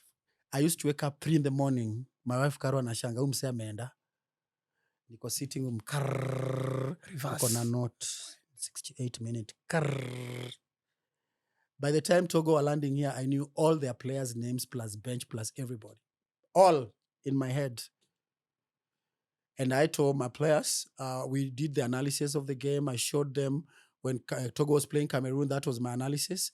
And I put the time that Togo conceded the first goal, I think was 68 minutes against Cameroon. They held in, they were beaten 3-0. So I told my players, guys, you know what? I have a plan. Togo, they're a very good team. However, they come to Kasarani. What do? Don't let Togo score the first goal. And don't let Togo score up to 45 minutes. If they don't, we win the game. And we're going to beat Togo 3-0. Dennis will score. Baraza will score. The third guy, I don't know. I told them, just hold it. So halftime, before, you know, when I was coach for Harambee Stars, when I'm a coach, I have my own things. Like when you go to the dressing room, the players, they go to warm up with the assistant coaches. They come back. They dress up. They are ready. Then we have time. Like we start praise and worship first. Come on. Anaweza Bwana, anaweza Bwana, ni mshindi Bwana, ni mshindi Bwana. Wow. alafu sasa tuna charge sasa vizuri. You got this from Nigeria? Yeah. Yes, that's part of a collection from different places. Okay, I realize singing in the dressing room gives you even more confidence. You come in and you are like ready to do it. So we sang those songs. Alafu kuna zingine zinasema yote yawezekana. Mambo yani tulikuwa tunaimba lakini ni gospel. Alafu asikia kuna mmoja tulikuwa tunaimba unasikia Kapwepwe, jina yangu alikuwa anaita coach Kapwepwe. Ingie ucheze, una dance pale, alafu sasa nakuja tunashikana. Ada slogan, I ask you, to be or not to be? Sema to be. To be or not to be 3 times. And then out of the tunnel sasa tunatoka.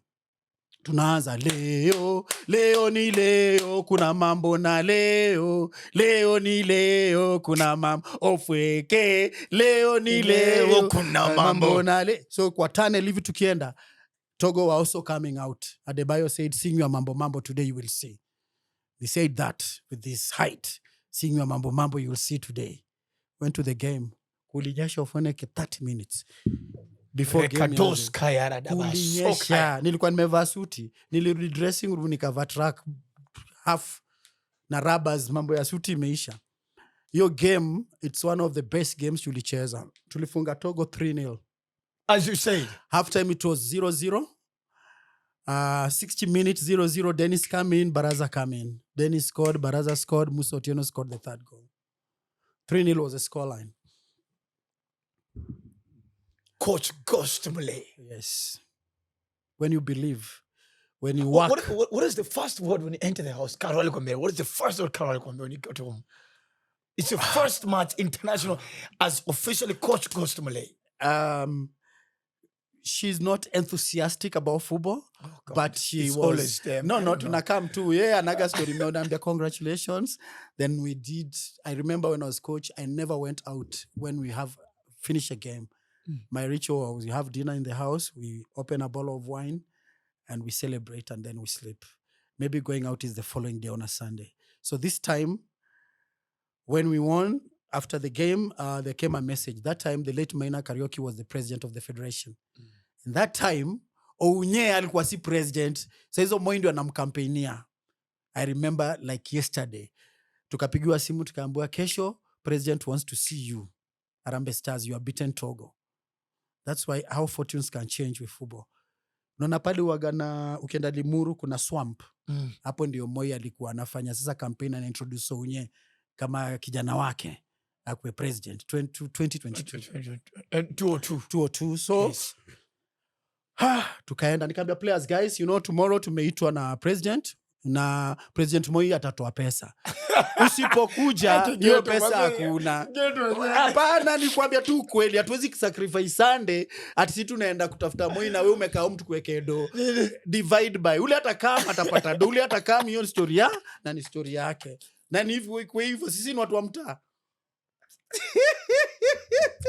Ofweke unacheka. Mr. Bika kutoka ghetto. Hapana, ghetto lazima ikue. Ghetto lazima. Mbaya. Ni nini? So kesho moro kila mtu kama utakam ni divide by. Na mimi nishase, na mimi ndio kochare, utanipeleka wapi na nini announcement? Kesho yake sisi tuko Limuru. Tukaenda huko. Yeah. Tujafika Limuru. Nayo. Washafika nini? Moi iko pale, unajua hii ni kijana yangu. Alafu nasikia jana Harambee Stars wamefanya maneno. Yeah. Wapi kapteni Harambee Stars akuja hapa. Niko na kitu kidogo kuwapatia. Bahasha tukasalamia, bahasha ikatokelezea. Bahasha Joe Kadenge ndio TM, shika pesa.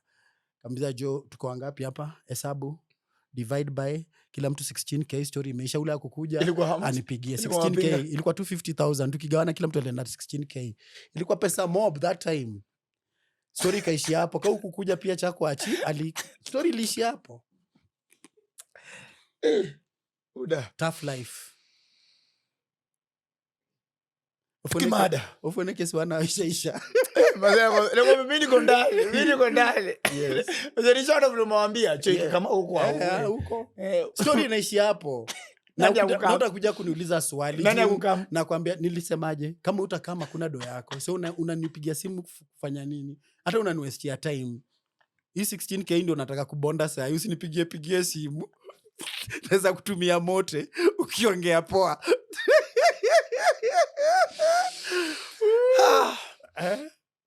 So now you've rejoined Harambee Stars.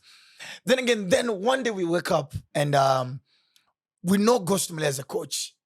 Then we hear Ghost Mulee on radio. How the hell do we end up on radio? Even me, I wanted to ask you that question, but since you are not the one, wacha nikujibu. Tumejipataje radio? Unajua nikikuwa kwa interview za Harambee Stars, Carol Radul unamuonaga alikuwa anakuja kuni Shout out mama. So Carol Radul alianza kuniambia kitambo Ghost you can work on radio. I've seen your interviews nini nikamwambia. So sijui nikwambie history ama nisikuambie. Juu iko na ka uchungu alafu furaha mwisho. Nipe. Ni lessons za 30. Ilikuwa 2008. Ndio niliingia Radio Africa. What happened? Mimi nimewin by the Kenya Premier League 3 times. Yes. Tusker, I've won it in 1999, in 2000 and 2007. I've also won Sekafa or Kagame Cup 3 times. 2001, 2002 in Nairobi with a record 15 goals against nothing. Legend. Okay. And then the last team to win Sekafa is Tusker 2008 in Tanzania. We beat Simba, we beat Yanga. Hiyo story unataka kusikia ama unataka kusikia? Nipe. Kwa umbali. Nika vile harufu ya nyama kwa umbali. Kwa night. You know, in life, and that's why I'm always happy. I adjust to situation. No situation is permanent. Don't get annoyed. And every time there's a problem, there will be a solution to it. It depends on how you handle the problem. That's my belief. So before we went to Dar es Salaam to play Sekafa, normally, traditionally, you go 2 weeks to camp. Maybe you decide Nakuru. So I talked to my chairman, I won't name him here. I told him I have a plan. I need to go to Nanyuki for high altitude training because we're going to play Dar es Salaam is low. So by the time we land Dar es Salaam, we have more oxygen because we've been training with thin air. That scientific term I used with Togo because I told my players, these guys are coming from Europe. Nairobi is high altitude. At 60 minutes, they won't be able to run. They are short of oxygen. So we'll kill them. When Dennis comes in, the game is going to be different. So there is a science part of football, okay, that not ordinary eye can see. Those are some of the tactics that we use. So I had already planned that if Nanyuki we go for 2 weeks, I'll be good enough in Dar es Salaam. So nikadokezea chairman. On Monday, I go to the chairman and say, okay, chairman, I'm here. What's the plan? Kaniambia, there's no money. That's Tusker FC, right? Nikamwambia, okay, chairman, okay, it's okay. There's no money. So can we do this? For motivation, wacha tukitrain, tuende Bama tukule kwa night. At least after a session. Kaniambia, we don't have money even for that. Wow, my head hit high. I smelled sabotage from that conversation. I work at my best when you want to push me at the corner. So I knew this guy, he wants to fire me. They're setting me up for that trip in Dar es Salaam to go and lose first round and come back.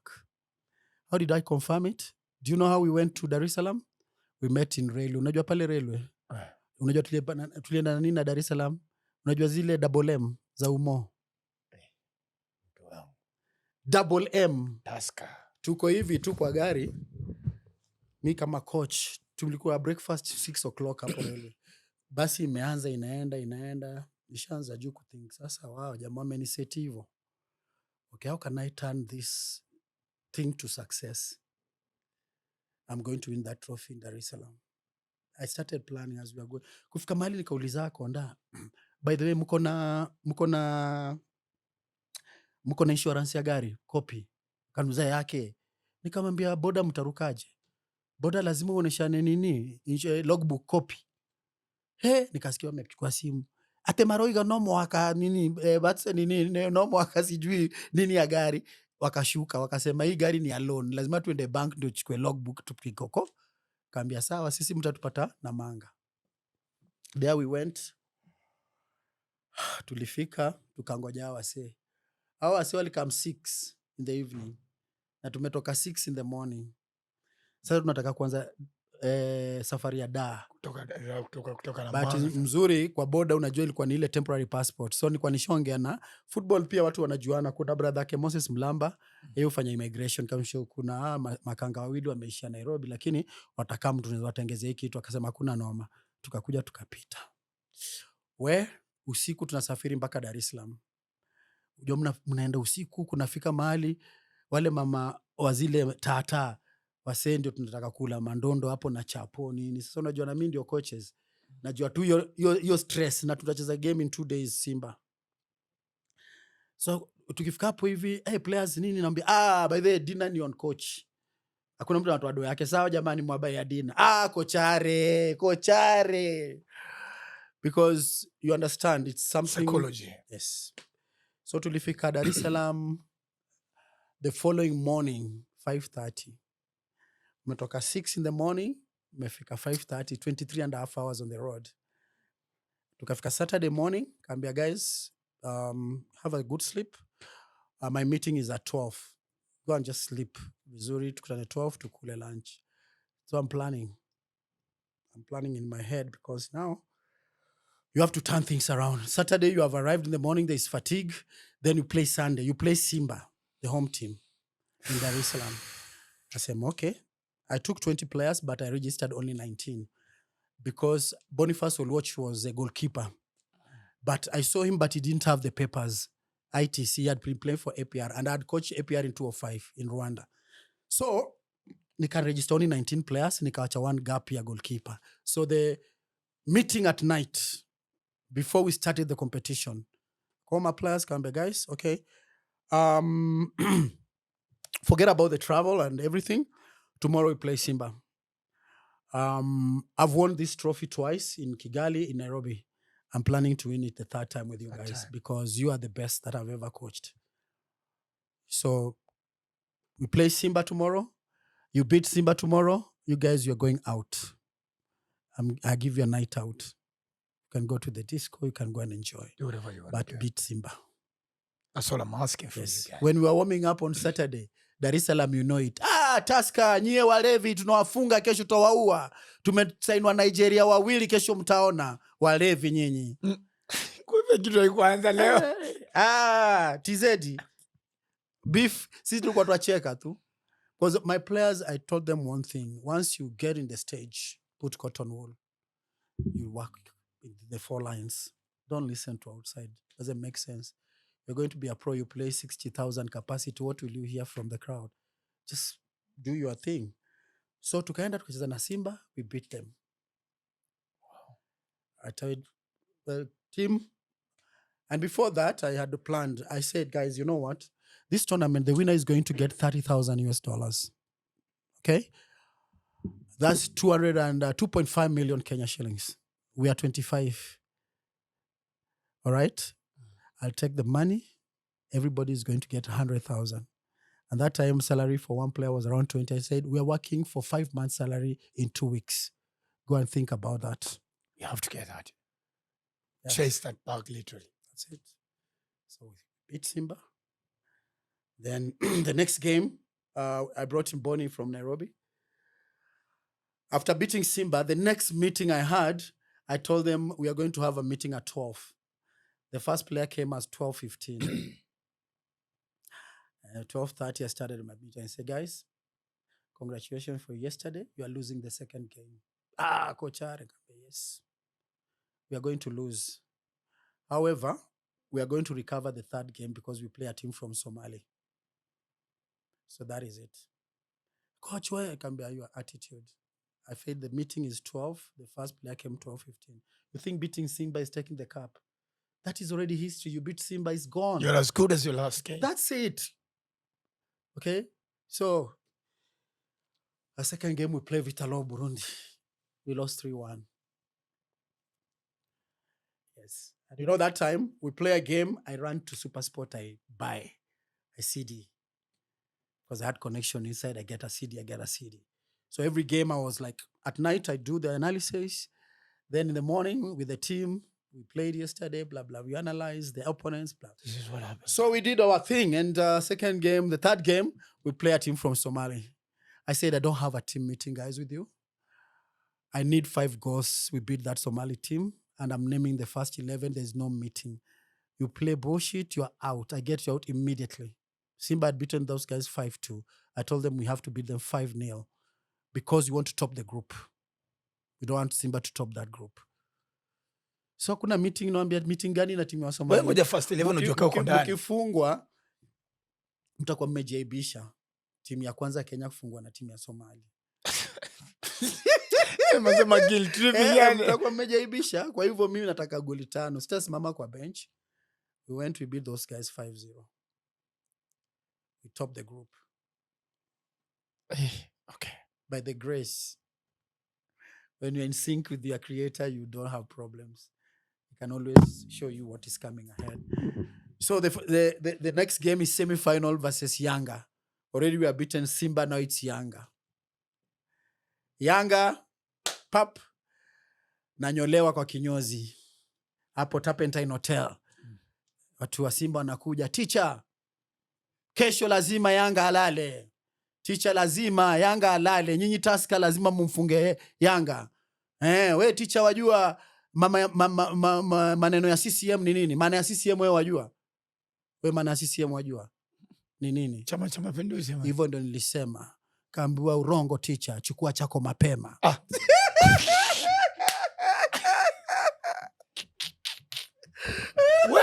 Chukua chako mapema. Hawa wahuni hawa. Hawa na kula yetu ya serikali. Hawa ni chama, hii ni timu ya serikali bana. Kwa hivyo teacher, acha nikuambie, kwanza hii kunyozi na kulipia. Alafu nataka CD, maana yake siku hizo tulikuwa na zile CD. Nikamwambia nataka CD za bendi gani? Nakumbuka zamani tulikuwa na CD, unachagua sijui nani. I love music with a passion. And that time kuna bendi inaitwa Twanga Pepeta. Niko Dar es Salaam. Nikamwambia mimi nataka CD za Twanga Pepeta. Mwesabie teacher 10. Bora kesho amfunge Simba. Tak 10. La mwisho kocha, ukifunga Simba kesho, mke wangu tena naye siku 2. Mama yetu Carol asija kasikia hii, asija kaiwatch episode hii. Wasikia chocha? Sasa, that semi-final was the longest for me. That time Boniface Oluoch come in. We played 100 minutes. 100 minutes. 90, there was 10 added, whatever. Unajua tu. Sasa, the fans wale wa Simba. You know the rivalry between Yanga and Simba is not a joke. It's not joke. Those Simba fans came with a coffin. A real coffin. Draped in a Yanga flag. And they were singing with it in the stadium. Wapeleke wakalale kwenye nyumba ya milele. I think that is a song that Muslims sing when they are taking you to the grave. So we beat Simba 1-0. Yanga 1-0. So we came back to the hotel. These guys came with the coffin there. They put paraffin. They burnt it. Sema mmemaliza mishoni. What? Mke wangu tayari huyu. Hiyo kufuatilia. I never saw the guy again. Of course. But now, the final is URA versus Tusker. So Yanga called in for a meeting. Sekafa. They called Musonye, he was Secretary General. Still now? No, he's now my chairman in LOC, Chan LOC. I remember when he said, Kenyans don't love football. Kenyans just love drinking. I'm telling you, Musonye. Sasa, Yanga called for a meeting on a Thursday. The final was on a Sunday. So Musonye said, okay, Yanga, you have called in for a meeting. What is it? I said, bwana sisi tulikuwa tunaona, because Yanga and Simba, we are playing 3rd and 4th playoffs. And we are crowd pullers. This is a derby in Dar es Salaam. So we are requesting that Tusker and URA play at 2, the final, and then we play 3rd and 4th at 4. On top of that, we asking Sekafa to give us $100,000. Msonyo was like, kwa sababu stadium itajai. Do you know Simba and Yanga playing in Dar es Salaam? One game they rake around 25 million and above, around 30 million, one match. So they were demanding for like $100,000. That the dollar was around 7.5 million. Sonia listened to them. He said, it's okay. Then Simba sisi hatuna shida, sisi tutakuja tucheze mechi yetu vile ratiba inasema, sisi hatuna shida. URA, we don't care where the final is going to be played. We just want our trophy. If we want us to play in a primary school, we'll play there. What we want is our trophy because we are the defending champions. Tusker, I think when we left Nairobi, we had a schedule. I think that is the schedule we should be able to use. It's clear that number 1 will meet number 2 at this time, so I don't think anything should change. That's it. Then it was time for the Secretary General of CECAFA that time, Nicholas Musonye, to speak. Football. He said, Yanga, you are stupid. You are very stupid. I'm telling you on your face. There is nowhere in the world that a final can be played before 3rd and 4th. There is nowhere. You are trying to change football rules are football rules. And Yanga, if you don't come for that game, I'm going to pan you and fine you. I won't tell you what happened. Google 2008, CECAFA Secretary General bans Yanga for 3 years and fines them $25,000. God damn it. Musonye is no joke. He's a administrator par excellence. My most common remembrance of an interview is when he said, Kenyans don't have football. No, he says it as is. As it is. He says it as it is. He doesn't know how to quote things. So, final coming. I've been there 2 weeks. The chairman who refused me to go to Nanyuki, he refused lunch for the players. He flies in for the final. Wow. I'm in the dressing room. I'm relaxing. My team is warming up. Normally, I take my chill there, thinking. Then the chairman walks in the dressing room. Wow. Please. They are saying, we're in the final now. Shut up. Okay, we're in the final. Let me call the MD to know how much you are going to get if you win. He called. He told me, if you win, 50%. If you lose, nothing. I look at the guy. I lost my head, man. I lost my head. I'm not going to repeat what I told him, but I told him, I'm no longer your coach. You are no longer my chairman. After this final, it's finished. Yeah, don't interfere with my plans to win a trophy. But stay in the dressing room. You see how I prepare for a final. Bam, bam, bam. Guys, the chairman is here. The chairman is here. Chairman, talk to your boys. Because that time you don't want to show the boys that there's any beef. Yeah, you wisdom. Another level, my friend. Chairman, anything? What the coach has told you is what is going to happen. Kambia, chairman, thank you so much. Tact. You saw our praise and worship, blah, blah. We went in. A true friend of mine, Mr. Muna, I bought him a ticket to come to watch the final. He was seated at the VIP. He told me, URA scored the first goal. My chairman celebrated. He was there with him. And I'm like, well, okay. But we planned the game. Francis Kadenge is a late Joe Kadenge's son. He was my player that time. I'd signed him. But he had been playing in the league in Uganda. So I had a chat with him before the game. I was like, hey, Francis, you played URA before the league in Uganda. What is it? Ami wafunga awa mindo niwamaliza. I can be okay, no problem. I told the team, this final, we are going to depend on Francis Kadenge. He has played these guys before, so he's going to be our toast for the game. I'll bring him maybe towards the end of the game. 60-something. Yeah, he's going to be a game changer. We play, URA scores first. Tack. Play, Shikokoti equalizes for Tusker. Second half, tack. Kadenge warm up. Gets in. Tack. He does the thing. Assist, second goal. Game is over. Wow. I got team, we have won. I've never danced like that. I still have that video. I lost myself. You saw Luis Enrique when he won Champions League last week. Some things are emotional because I was imagining what these guys wanted to do to me. And I win the trophy and I got the money. And I wasn't stupid. I took the $30,000. I took it to the chairman in his room. I tell chairman, the money is here. No, coach. You do what you want with the money. I said, it's okay. I gave the team manager, I told him, as I said, divide by everybody the same. 100. We enjoyed the same, we suffered the same. We suffered the same, we enjoyed the same. And I told my boys, guys, everybody's getting around $800, 1,000, so like 100,000. Please, only 200 in Dar es Salaam. 600 for your family, your wives, you take it back because they prayed for us to win this. There are people who binded for us when we were here. Don't go home empty-handed. Your wife, say something, your family, something. So one more day extra, we are going to stay in Dar es Salaam, Kariako, so that you can do shopping Kariako. Kama ni kununulia mama leso, mamako mzazi, bibi yako, hizo vitu. At least you have one extra day for shopping, okay? So Tuesday tukatoka. Tukikuja, pale Arusha, pale Namanga. Yani haja jamaa washinda kikombe na waja na basi. Tulikuja na Dar Express. Kikombe ndio hiyo tuko nayo. Tukakuja. Nimego pale juu ya engine. Tukamaliza kukuja Tusker, they made a party for us at Carnival. I told my family, let's go. These guys are going to fire me after this party, don't worry. And we went to the party, blah, blah, blah. After the party, the next week, the letter is there.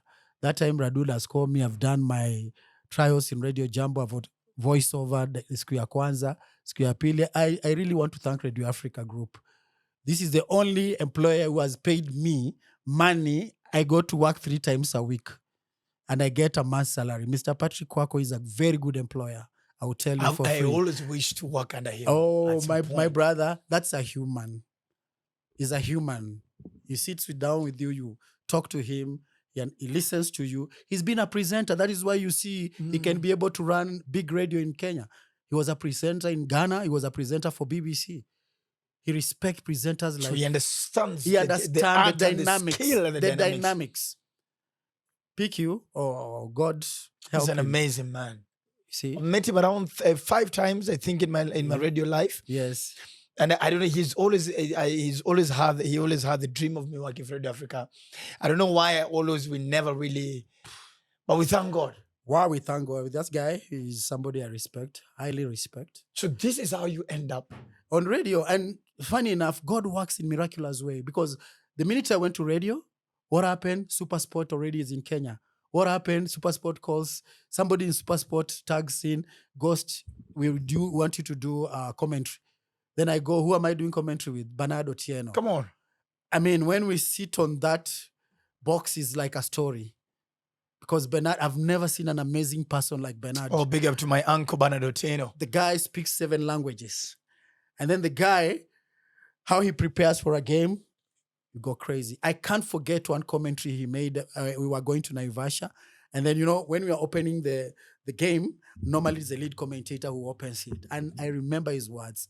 Just put and said, well, ladies and gentlemen, welcome to Naivasha. Naivasha is around 75 kilometers from Nairobi. And this is a place that is known for so many things. But the real name of Naivasha is not Naivasha. That is a corrupted name. Naivasha in Maasai, it is Naiposha.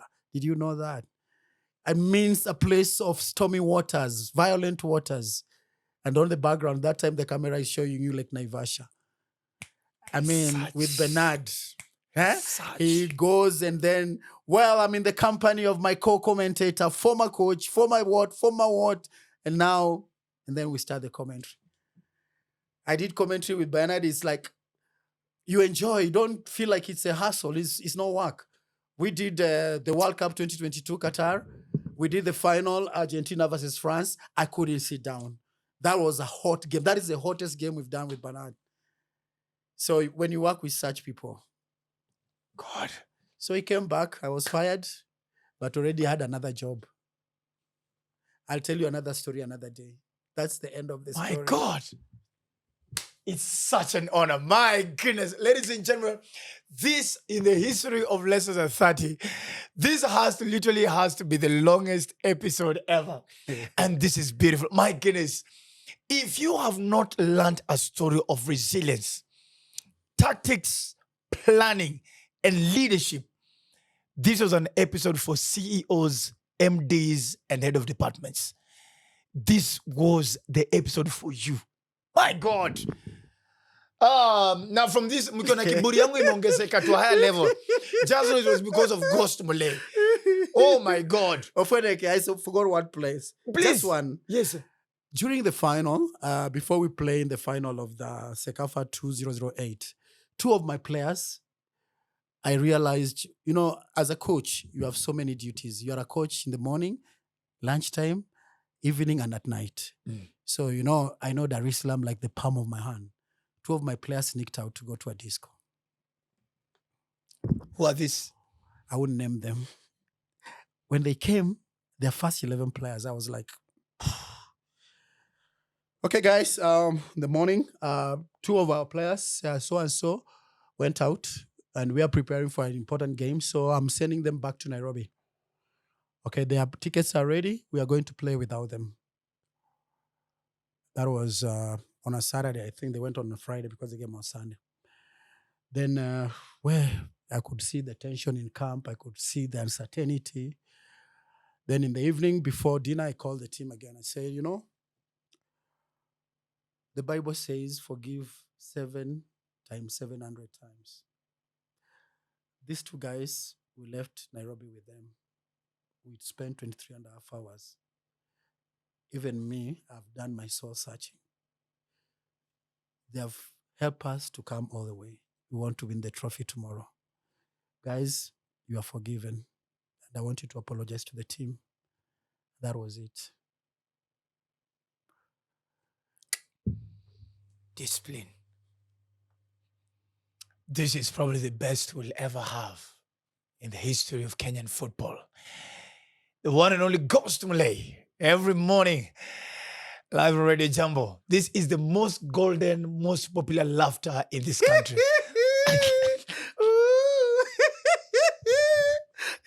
Ofweneke, you are a lawyer. Your other life, is it true or not true? It's true, sir. Can we patent this laughter? I want to make money. Bros, I'm wondering I want to make money with this Mariah laughter. Carey and Dolly Parton patterned their bosoms. Yes. This voice of yours should be... I'm telling you, I've given you a job, I've Please, given you money. I will So- contact my fellow lawyers who intellectual property. This is what we have to patent. This voice cannot just go to waste like that. Ladies and gentlemen, thank you so much. And of course, I told you, make sure you download the Odoo for the best of business. This is what you're going to be doing. And of course, ladies and gentlemen, Lemfa is waiting for you. Download it. And of course, make sure you get the best way to send money from abroad back to home, back to Kenya.